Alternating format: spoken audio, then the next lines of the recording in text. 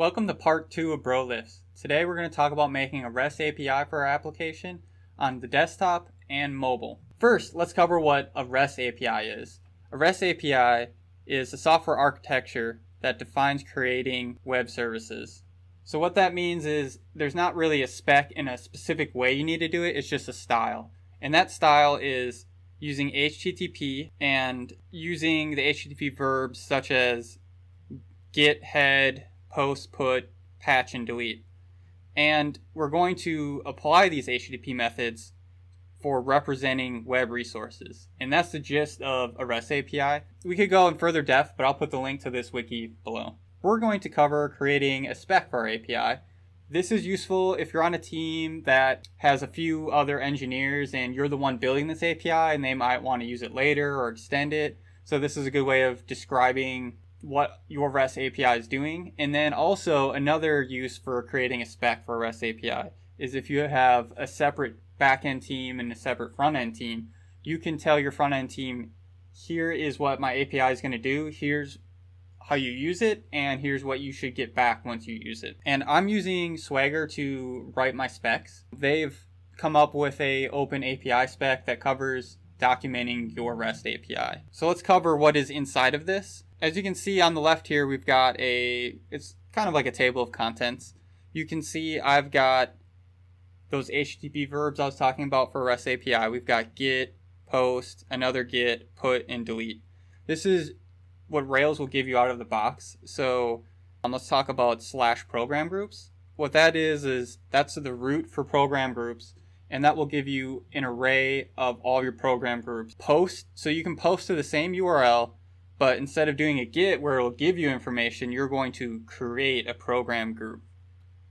After you've got one created, you might want to go fetch that later. So a lot of times you'll post and then you'll redirect to a show page. In that show page, you'll do a get /program groups /that ID you created, and that will return that program group, and maybe your API will return nested data about that program group. We'll do that, and I'll show you what that looks like. And then let's say a user creates a program group and they don't like the name. You need to allow this API to update that. And so what you use is a put instead of a post.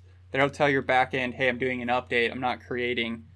Also, in combination with the put, we've got an ID at the end of the route, which means update this specific one. And sometimes users want to delete their program groups or their programs or their workouts. So you're going to do the same as if you're going to get it or update it, except for this time you're going to do an HTTP delete. And that's going to tell Rails, hey, let's go to our database and let's remove this record. So like I was saying, this is a table of contents. So what's pretty cool is you can click over here on the left. It'll jump you to where you need to be in your YAML, which is in the middle. And let's talk about this middle section. You're going to write this from scratch. There isn't really a UI on here, so you're going to have to read their spec and everything you can put in here. Our URLs will all be in paths. So let's just talk about Git for a second. I'm not going to go into extreme detail on this. I will put the link to this spec down below in the description, so go check that out later for more in depth. And also go check out Swagger's documentation on everything that you can put in here. I did a pretty simple implementation of this. It's very tedious and it takes a lot of time, so I'm not going to cover everything in here. But I do recommend you go read the documentation and write one for yourself. Let's look at program groups and let's see what our API is going to look like. So you can see I've got get. This is our HTTP verb. You've got tags. That's just so we can group them under here under program groups. We've got a summary. We're going to get the program groups. We're going to produce JSON, so we're creating a JSON API. It's not XML, it's not anything else. Next, we've got a response. That's going to be if you want to have different HTTP response codes, and this also goes with a good REST API. Like I said, this is an architectural style, so you might see somebody who only does 200s or 400s or 500s and doesn't do any of the other HTTP codes. I'm lazy, so I just did, hey, if I call this endpoint and I get a 200, here's what I'm going to get back.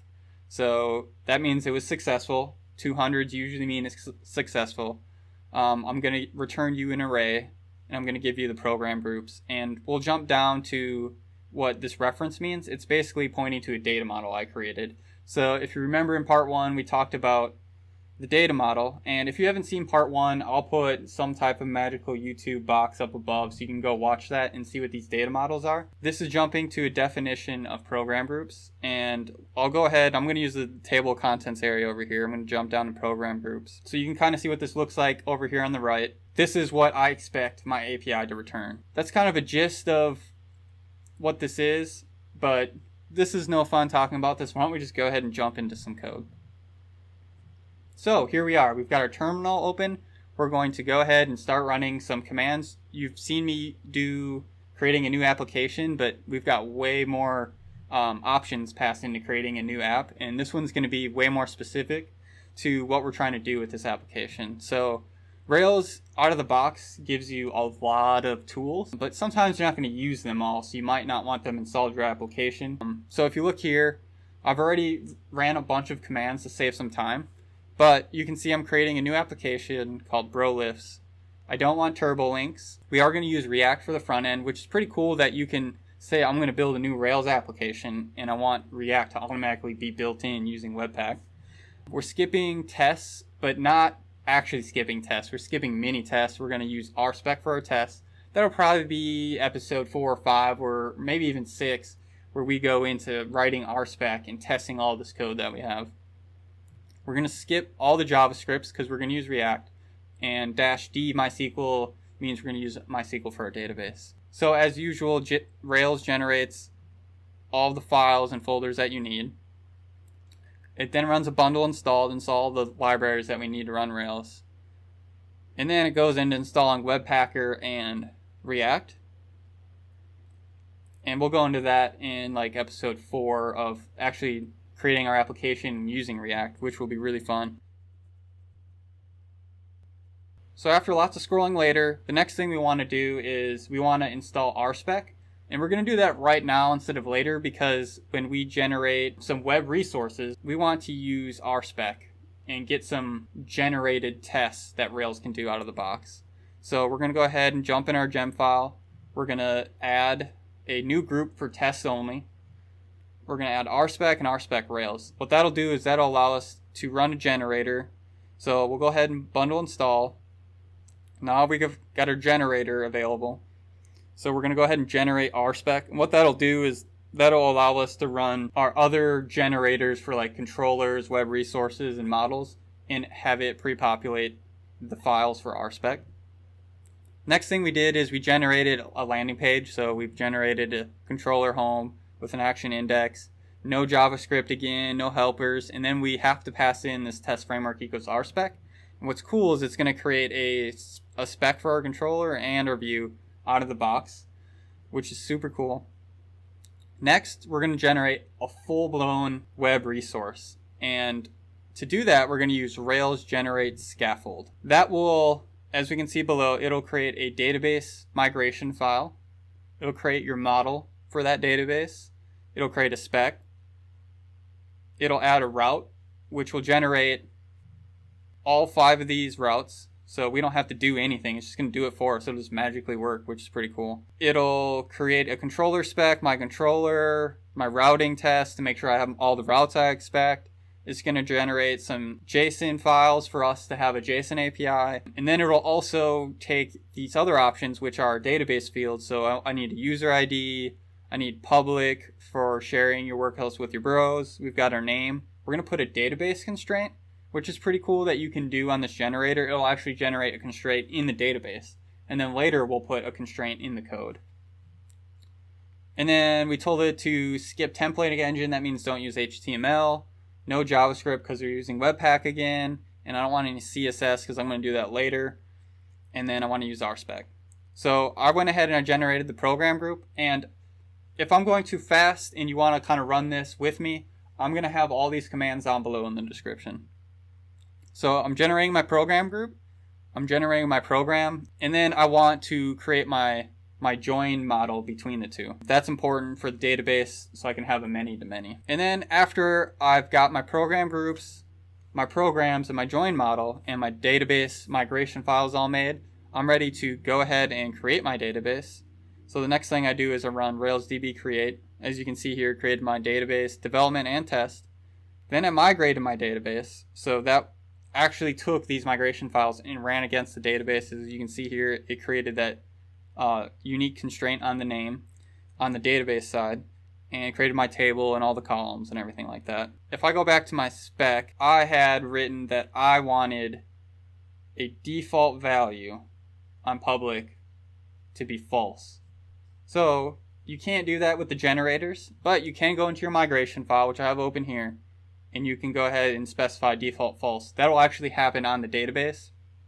So I actually did this before I ran migrate, which is very important. Otherwise, you're going to have to run a manual migration and do this later. Next thing you want to do is, because we're making a JSON API, we want to add this into our application controller. And if you don't know what an application controller is, it's something that gets ran on every single one of your routes. So if you want to do something for everything, you're going to put it in here. I told it that I don't want to protect from forgery. That's a security thing. I don't want to do that on any JSON stuff. So that's only something I want to do when I have an HTML page. Next, we've got to go into our controller. So we're in this MVC flow. What Rails does is it's got something that is for security purposes, where you need to say that when I call this action in my controller, I only want it to accept certain parameters. We're going to whitelist the ones we want. I left the default one here so you can see what Rails generates. And then I'm going to show you what it's like to accept nested attributes. So if you look here, we've got program group, and we want to allow user ID, public, name, kind of stuff you saw in the data model. And then I want to accept program attributes and then the things that I want inside of there. And that's all we need to do in the controller. As you can see, like, everything else is generated, and I'm going to be pushing this code to GitHub. That link will be in the description. Feel free to pull this down and look at it in more detail. Next is we're going to jump to the models. Let's go ahead and open the program group model. You can see I've got has many joins, and I've got what is dependent destroy. So when I delete my program group, I want to clean up some of my database records. When I delete a program group, I want it to delete the join record, which is a whole different table, a database record in there. And then once that gets deleted, I'm going to delete my program as well. So in one operation, I can delete my program group, my join table, and my program all in one call. And that's super easy to do in Rails. All you got to do is put this dependent destroy, and it follows down the chain. The other thing we have is we have a has many through has many. That's the same thing as saying many program groups have many programs. And Rails gives you has and belongs to many, but because we want to do dependent destroy, that's why we're not doing that here. So we've got our program group has many programs, and I want to accept nested attributes for programs. And you've probably seen this before if you have done Rails. If you haven't, if we go back to our data model, that's what this means here. Accepts nested attributes. That will allow me to, when I call my post and I post in my programs inside of my program groups, Rails will automatically create the join table and the programs at the same time. So I don't have to make multiple API calls. Sometimes on front ends, you might have a situation where you have like a add more, and somebody keeps clicking add more, but they don't actually fill out the extra ones. You can actually have Rails reject those records, kind of throw them away so it doesn't create empty database records. That's what this allow blank or reject if blank is. The other cool thing, and I'll go back to my controller, is allow destroy. So I want to be able to delete programs while I'm updating or deleting or doing anything to my program groups. If you can imagine a web app and I've got program groups open on my phone and I'm saying, well, I want to delete this program and I want to delete maybe this workout or update this. This is going to allow you to delete it. And so that cool thing I was talking about in my controller, underscore destroy. So if I only want to delete one program and I've got 5 programs in my program group, this is how you do it. You do underscore destroy set to 1. The next thing we have is a front end version of validate uniqueness of name. We're done with our model, so let's go to our views. I left this commented out. I just want to show you what Rails has out of the box. I'm going to manually specify what I want to display. So if I decide later, hey, my API doesn't need to know created at or updated at, I can come in here and delete this. And it'll only happen on the index. Whereas if I'm on the show page, I want to not only have all these fields, but I also want to have my nested programs, which I was talking about before in the spec. Give it an array, and it's going to loop through them and render a partial program, and it's going to keep nesting as you have more things nested. That's it for code. Let's go ahead and see this thing actually working. So we're going to head over to our terminal. We're going to Rails S. Okay, we've got this thing turned on. Let's head over to Postman. As you can see, this is super similar to our spec. I went ahead and Postman created a collection of the things that I was talking about that I spec'd out before. Let's go ahead and get all of our programs. So if this thing's working, I should get an empty array because I haven't created anything yet. So you can see here, nothing created. Let's create our program group by doing a post request. We're gonna post content type application JSON in the header. And in the body, we're going to say I have a program group that's got a name of test program group, and I'm going to take 2 programs. So let's see what happens. Boom. Here's our response. It created this, and you can see each of the fields. As you can tell, I didn't pass a description. That's null, but at least it shows up here. And it gives you a URL so you can go fetch this later. That's kind of a general niceism of REST APIs. And then you've got your nested programs that it made for us. So if you look at our spec, when I post, I should be getting my program group and my program attributes and everything inside of there. So cool, that's working, and that took, 5 minutes to generate a JSON API? That's awesome. So let's go back to our get all. Let's see if that one shows up. Cool. I see only the top level of program groups. I don't have my nested objects. That's exactly what I was looking for. So let's do a manual, like I've created it and I'm on my mobile app and I want to see my program. My test program group, my test program 1 and test program 2, and when they were created, and obviously when we have more of an API, we can see all the nested things. So let's get into some magic stuff here.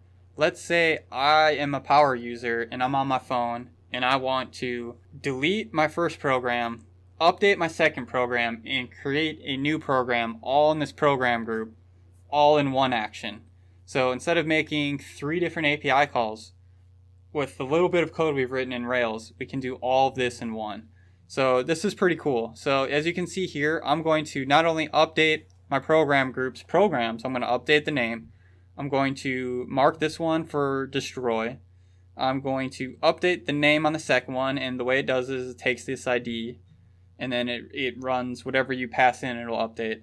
And then this one doesn't have an ID, so it's going to mark it as new, and as long as I have a non-blank name in here, it's going to go ahead and create it. So let's go ahead and see what that looks like. But before we do, let's remind ourselves what it looks like now. So you've got test program 2. Let's go ahead and run this. Cool, so you can see update. I've got only 2 programs. This one with the ID of 2 is updated, and we've got a new one in here with ID of 3. That's awesome. And just to double check, let's go ahead and refetch it again. Look at that, it's updated. And let's say this user is really tired of this program, or they're not going to do it anymore, and they don't want to see it anymore. We can run this delete operation. Boom, deleted. So now if I go to fetch all my programs, it's gone. Cool. All right, so that's all. I hope you've enjoyed this. For part 3, what I'm thinking we're going to do is we're going to finish this API. We're going to add authentication, and then we're going to start tinkering with React.